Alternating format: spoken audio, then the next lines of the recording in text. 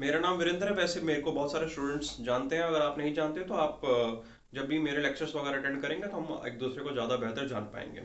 Syllabus cover करने से पहले या फिर आगे बढ़ने से पहले मैं आप लोगों से रिक्वेस्ट करना चाहूँगा, जब भी मैं आपको कोई भी सिलेबस के बारे में किसी भी तरह की जानकारी दूँ, आप चाहें तो उसके अपने साथ में नोट्स वगैरह कवर कर लीजिए या फिर स्क्रीनशॉट लेके अपने पास में प्रिजर्व रखिए, ताकि वो आपको आगे एग्जाम्स के लिए बहुत ज़्यादा यूजफुल होंगे। मेरा जो थ्रू आउट सिलेबस रहेगा उसका मुख्य जो केंद्र बिंदु रहेगा, जो मेरा टोटल सिलेबस का प्रोटैगनिस्ट रहेगा, वो रहेगा इंडियन सिविल सर्विसेज का।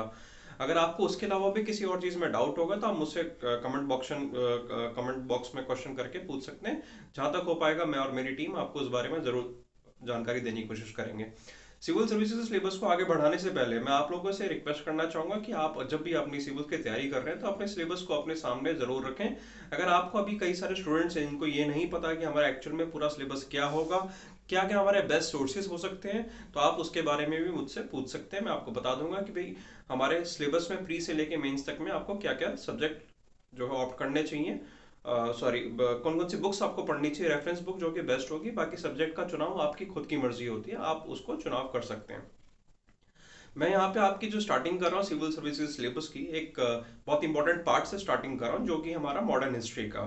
मॉडर्न हिस्ट्री का हमारा पार्ट हमारे पेपर वन में भी आता है। इसके अलावा हमारे मॉडर्न हिस्ट्री से रिलेटेड लगभग सभी तरह के सब्जेक्ट इससे जुड़े हुए हैं। आप अगर पॉलिटिकल साइंस की बात करें तो it's a base for political science, क्योंकि इंडियन कॉन्स्टिट्यूशन की भी जो हिस्टोरिकल बेस है वो मॉडर्न हिस्ट्री का ही पार्ट आता है कहीं ना कहीं। अगर मैं 1773 रेगुलेटिंग एक्ट या उससे पहले की जब ईस्ट इंडिया कंपनी के एस्टेब्लिशमेंट की बात करूं और बाद तक की 1935 की बात करूं, या फिर उसके बाद में जो 1946 में एक छोटा एक डिवीजन हुआ था इंडिया की, अगर उसकी बात करूं, वो सब भी हमारी मॉडर्न हिस्ट्री का पार्ट है, जिससे कि हमारी पॉलिटिकल साइंस कहीं ना कहीं डायरेक्ट प्रभावित होती है। इसके अलावा अगर मैं बात करूं मॉडर्न हिस्ट्री की, तो आपको मॉडर्न हिस्ट्री के बारे में अगर आप और जानकारी लेना चाहते हैं तो आपको सबसे इंपॉर्टेंट पता होना चाहिए हमारे सोर्सेज क्या क्या हैं। तो मॉडर्न हिस्ट्री को पढ़ाने से पहले मैं आपको ये अपनी तरफ से करवा देना चाहता हूँ। मैं जो भी अभी बात बोलने जा रहा हूँ वो सभी के सभी बातें मैंने किसी और सोर्सेज से अभी सभी बातें कवर नोट की हैं। जो मेरा प्रमुख सोर्स है इसको कवर नोट करने का, हुआ है स्पेक्ट्रम। आप भी स्पेक्ट्रम की किताब पढ़ सकते हैं, वो आईपीएस अहीर साहब ने लिखी है, बहुत अच्छी बुक है आपकी इंडियन सिविल सर्विस में मॉडर्न हिस्ट्री का पार्ट कवर करने के लिए। मेरे ऐसे कई सारे फ्रेंड्स होंगे, कई सारे स्टूडेंट्स होंगे जिनको ये नहीं पता होगा हमारा मॉडर्न हिस्ट्री का पार्ट कहाँ से स्टार्ट होता है। मैं आप लोगों से रिक्वेस्ट करूंगा, आप मॉडर्न हिस्ट्री को स्टार्ट करने से पहले इस चीज को अच्छे से गूगल कर लीजिएगा, मॉडर्न हिस्ट्री कहाँ से स्टार्ट होती है। कई सारे स्टूडेंट्स मिडविल, एंशिएंट और मॉडर्न तीनों को कलेक्टिवली एक साथ पढ़ते हैं और कई बार उसमें कंफ्यूज हो जाते हैं। तो प्लीज तीनों को अलग अलग रख के आप देखिए कौन सी पर्टिकुलर हिस्ट्री का पार्ट किस डेकेड से स्टार्ट होगा, किस डेकेड की सेंचुरी में खत्म हो जाता है। इसके बारे में आपको जरूर पता होना चाहिए। इसमें आप कहीं पे भी अपने को कंफ्यूज मत कीजिएगा। आगे बढ़ते हैं हम लोग मॉडर्न हिस्ट्री के पार्ट के ऊपर में। मॉडर्न हिस्ट्री में कुछ इंपॉर्टेंट सोर्सेज होते हैं जिसके बेसिस पे आने वाले समय में अगर मैं मॉडर्न हिस्ट्री पे लेक्चर बनाऊंगा तो यही वो सोर्सेज होंगे जिसमें मेरा फोकस रहेगा। हमारा जो सबसे इंपॉर्टेंट, सबसे पहला जो सोर्सेज है इसको हम बोलते हैं आर्काइव मटेरियल्स। आर्काइव आर्काइव का मतलब ही होता है कि हमारे हिस्टोरिकल सोर्सेज जो कि हमारी हिस्ट्री में एक तरीके से इंपॉर्टेंस डाल देते हैं, जिसमें कि आप जो कि फैक्ट्स हैं, इन फैक्ट्स के साथ में कभी लंबे समय के लिए आप छेड़छाड़ नहीं कर सकते हैं, फैक्ट्स को आप बदल नहीं सकते हैं, आप सिर्फ इसको एनालाइज कर सकते हैं। तो वो सभी जो हिस्टोरिकल फैक्ट्स अवेलेबल है हमारे आर्काइवल मटेरियल्स में अवेलेबल हैं। इनके बारे में मैं आपको बताने जा रहा हूँ। आर्काइवल मटेरियल्स हमारे पास में जो अवेलेबल है वो पब्लिक है, प्राइवेट और फॉरेन जो प्लेयर्स इंडिया में आए थे उनके तरफ से हमें आर्काइवल मटेरियल्स उपलब्ध हुए हैं। आर्काइवल मटेरियल्स में जो मुख्यतः हमारे पास में मटेरियल है जो कि पब्लिक है, यानी सरकारी मटेरियल है, जो कि सेंट्रल गवर्नमेंट ऑफ इंडिया के पास में हमारा नेशनल आर्काइवल इंस्टीट्यूट जो कि नई दिल्ली में वहां पे अवेलेबल है। तो गवर्नमेंट ऑफ इंडिया के पास में हमारा सबसे प्रमुख आर्काइवल मटेरियल अवेलेबल है, जो कि हमारा पूरे इंटायर इंडिया के जितने भी हिस्टोरिकल फैक्ट्स है उसको कवर करता है मैक्सिमम टू मैक्सिमम। इसके अलावा कई सारे ऐसे स्टेट जो उस समय की प्रेसिडेंसीज थी, कई सारे प्रिंसली स्टेट्स है जो कि मुख्यतः कॉलोनियल रूल के अंडर में रहे, जैसे कि बॉम्बे, कलकत्ता, मद्रास है, राजस्थान है, पेशवा का एरिया है, या पुडुचेरी का एरिया है। ठीक है, आप अंडमान निकोबार के एरिया की बात करो जो कि सुमात्रा के पास में एरिया, इन सभी एरियाज के भी कई सारे आर्काइवल्स अवेलेबल है इनकी पर्टिकुलर स्टेट गवर्नमेंट के पास में। तो अगर अपने आप सोर्सेज को हिस्ट्री के और शार्पन बनाना चाहते हो, इनके बारे में और ज्यादा पढ़ सकते हो। इसके अलावा हमारे पास में जुडिशियल रिकॉर्ड्स हैं। आप लोगों को शायद इस बारे में जानकारी होगी, हमारे आज भी भाई कोई भी उच्च न्यायालय, उच्चतम न्यायालय जब भी किसी भी तरह का कोई भी फैसला सुनाते हैं, आज से 100 साल पहले किसी भी तरह का कोई भी इंसिडेंट हुआ है या कोई भी न्याय पालिका ने उसमें कोई भी काम किया है, तो उसको जरूर समावेश में लेते हैं, उसको जरूर संज्ञान में लेते हैं। तो अभी भी हम कहीं ना कहीं अपने हिस्टोरिकल फैक्ट से जुड़े हुए हैं, इसीलिए हमें अपनी हिस्ट्री के जो आर्काइव्स है उसके बारे में ठीक से इल्म या नॉलेज होनी जरूरी है।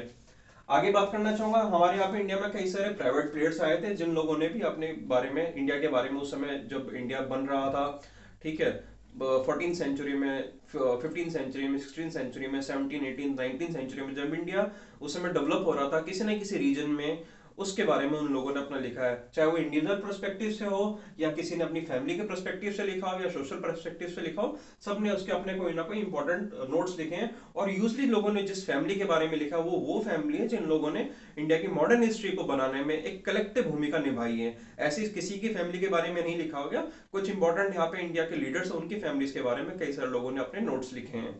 इसके अलावा हमारे यहाँ पे कई सारे फॉरेन जो आए थे, प्लेयर्स आए थे, उन लोगों ने भी कई सारे अपने रिकॉर्ड्स वगैरह डिपॉजिट किए हैं, कई सारे रिकॉर्ड्स अपने सबमिट किए हैं। रिकॉर्ड्स हमारे जो लाहौर में, लंदन में, नई दिल्ली में भी कई सारे रिकॉर्ड्स अवेलेबल है जो कि इंडियंस ने नहीं लिखे, बट इंडिया के बिहाफ में कई सारे फॉरेनर्स ने लिखे हैं। और इंग्लिशर्स ने भी ऐसे ही, डायरेक्ट इंग्लिशर्स ने, जो ब्रिटिशर्स ने, उन्होंने नहीं लिखे, उनके बिहाफ में भी किन्हीं और जो है प्लेयर्स ने लिखे हैं, सिर्फ इंडिया के पर्सपेक्टिव को दिखाने के लिए। तो वो रिकॉर्ड्स आज भी अवेलेबल हैं, जो रिकॉर्डिंग लंदन में अवेलेबल है या लाहौर, जो कि पहले भारत का हिस्सा हुआ करता, वहां पे भी अवेलेबल है। आगे कई सारे यहाँ पे इंडिया में ट्रैवलर्स आए हैं, कई सारे ट्रेडर्स आए हैं, उन लोगों ने भी अपनी बायोग्राफी लिखी है। उस बायोग्राफी के दौरान उन्होंने बताने की कोशिश की है कि उन लोगों ने किस तरह से इंडिया को एक्सप्लोर किया, एक्सप्लॉइट किया, एंजॉय किया। कई सारे ट्रैवलर्स यहाँ पे आए, कई सारे ट्रेडर्स आए। इंपॉर्टेंट बात मैं आप बताना चाहूंगा आपको इस बारे में वैसे भी थोड़ी इंफॉर्मेशन होगी, हमारे यहाँ पे इंडिया में कई सारे रिलीजियस क्रिश्चियन मिशनरीज आए थे जिन लोगों ने धर्म के रिलेटेड बहुत सारे काम किए। कई बार उन्होंने लोगों को धर्म की तरफ, क्रिश्चियनिटी की तरफ ले जाने का काम किया। कई सारे लोगों ने, कई सारे जो ऑलरेडी इंडिया में क्रिश्चियंस अवेलेबल थे उनके उत्थान के लिए काम किया। और कई सारे ऐसे मिशनरीज भारत में आए, उन्होंने सिर्फ सर्वे करने का काम किया कि भाई इंडिया में जो क्रिश्चियन मिशनरीज है उन्होंने कितने लोगों को तब्दील कर दिया। उन लोगों ने भी अपनी बायोग्राफी लिखी है, नंबर ऑफ सेंसेस भी इकट्ठे किए हैं, जो कि हमारे हिस्ट्री आर्काइव्स का एक इंपॉर्टेंट पार्ट कहलाता है। आगे बताना चाहूंगा, हमारे यहाँ पे कई सारे सिविल सर्वेंट्स आए थे जिन लोगों ने हमारे सिविल सर्वेंट और एडमिनिस्ट्रेटिव, जो अभी फिलहाल हमारा पूरी तरीके से इंडिया में सिविल सर्विसेज और एडमिनिस्ट्रेटिव का पार्ट चलता है, उसमें एक इंपॉर्टेंट भूमिका निभाई है। उन्होंने हमें बताया है कि हम किस तरीके से गवर्नर जनरल या फिर एक वॉइस राय के होते हुए किस तरह से अपनी इंडिया के एडमिनिस्ट्रेटिव पावर को, पॉलिटिकल पावर को, जुडिशरी पावर को, तीनों को एक दूसरे से सेग्रीगेट कर सकते हैं। ये भी कई सारे लोगों ने अपनी बायोग्राफी में लिखा है और अपने उन्होंने खट्टे मीठे जिस तरह के उनके यहाँ पे एक्सपीरियंस रहे, कैसे अनुभव रहे, उसको भी शेयर किया अपनी अपनी बायोग्राफीज में। और इंडिया के कई सारे लीडर्स हैं, उन लोगों ने भी अपनी बायोग्राफी लिखी है। आप किसी भी लीडर के बारे में अगर पढ़ते हो, जैसे कि मैं एग्जांपल आपको देना चाहूंगा, अगर आप डॉक्टर जवाहरलाल नेहरू के बारे में पढ़ते हो, उन्होंने भी अपनी एक छोटी सी बायोग्राफी लिखी है। इसके महात्मा गांधी, उन्होंने अपनी बायोग्राफी लिखी है। तो ऐसे कई सारे लीडर्स हैं जिनकी बायोग्राफी हमें अवेलेबल है। और हमारे यहाँ पे इंडिया में उस समय के कई सारे न्यूज़पेपर अवेलेबल हैं, जो कि सबसे पहले न्यूज़पेपर, वैसे आपको पता हो, जेम्स हिकी ने स्टार्ट किया था बंगाल गजट के नाम से। बाद में धीरे धीरे करके न्यूज़पेपर अंग्रेजी शासन के अंदर अंतरीन चला गया। बाद में जब इसको थोड़ी लिबर्टी मिलने लगी तो उन लोगों ने क्रिटिसाइज करना स्टार्ट किया। तो ये सब कुछ प्रमुख सोर्सेज हैं हमारी हिस्ट्री के आर्काइव्स के।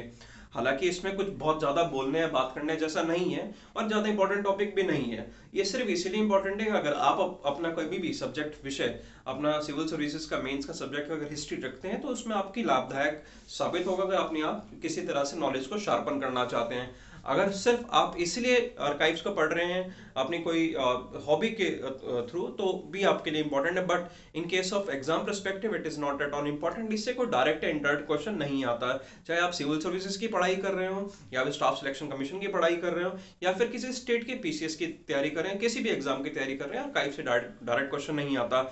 हालांकि इसके अलावा और हिस्ट्री में बहुत कुछ है मॉडर्न हिस्ट्री में जानने के लिए, हम नेक्स्ट लेक्चर में उसके बारे में जरूर बात करेंगे। जब तक के लिए friends, thank you so much.